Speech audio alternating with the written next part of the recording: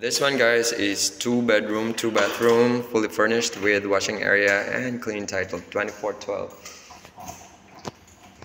So this one's fully furnished, guys. Kitchen area, dining, and loft gyapon din eh. Yes, sir. Entertainment area, and here's the view of the CC Lex or the Cebu Cordova. So what meaning CC Lex? Link Expressway, yes. So you get a good view of CC Lex here, oh, and Bohol Island. That's the Crown Regency Hotel, guys. Nag-build sila sa Bohol karon. That's Ultima 1, no? 2. Tower 4. Tower 4? Yeah. Natukod na day? Natukod na siya. Pero late. Wala pa yun, nagkupay. Hina mo internet, karon po ka na. Pasensya na, guys, na-lockdown to sa Bohol. So karon sur-sur lag-lag Cebu. Balik pa Maligya, no? And that's Mactan Island. That's Robinson's, no?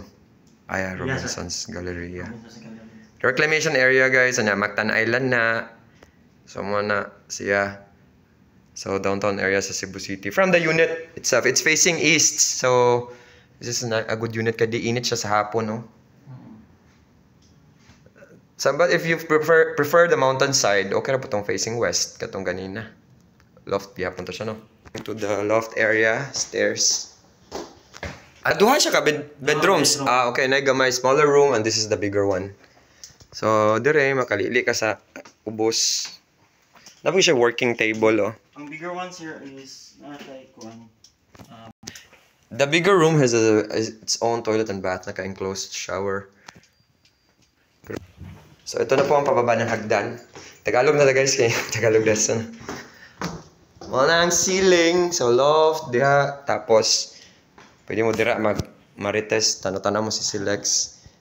Entertainment area, dining, kitchen. And that's it. Dire ang common toilet na for the guests, di ba? There is kilid. Enclosed shower, gihapon siya, guys.